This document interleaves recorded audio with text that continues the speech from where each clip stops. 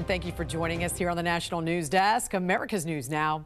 I'm Jan Jeffcoat. It is Friday, February 20th. The desperate search for Nancy Guthrie now nearing its fourth week as authorities continue following leads and running genetic tests on DNA from a glove found near her Arizona home.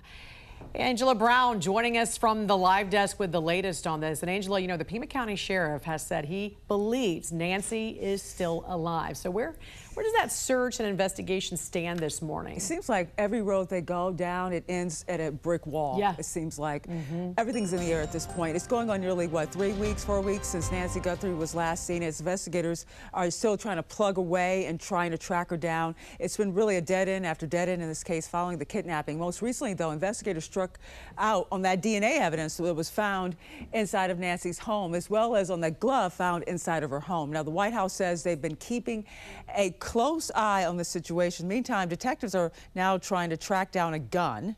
That's the thing here. The man on Nancy's doorbell camera had. Investigators are going around to gun stores in the Tucson area, asking owners to check their records of people who purchased maybe some gun that looks like it or resembles that, or one of those type of guns, to the video that we saw, to the one we saw in that video, to help find out where Nancy is. Really, information is pouring in across the country. Earlier this week, an anonymous donation again raised the reward for information to $200,000.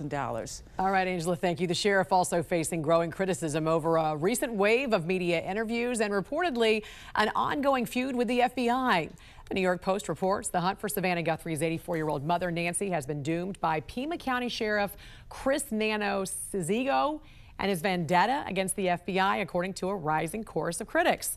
The high-profile case has seen missteps like leaving Nancy Guthrie's house unguarded in the hours after the crime, baffling press interviews, and a protracted investigation that so far has yielded no clear suspects or strong leads after more than 2 weeks.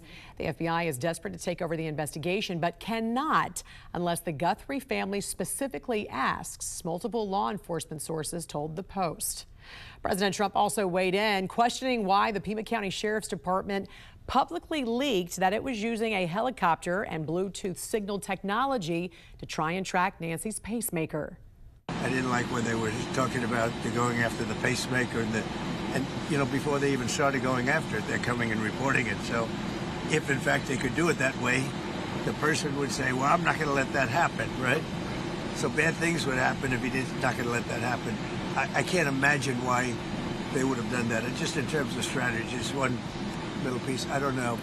President of the Pima County Deputies Organization, Sergeant Aaron Cross, also said he believes Nanos has longstanding animosity toward the FBI because the Bureau investigated the Sheriff's Department for misusing funds back in 2015, and Nanos lost his re-election bid the following year.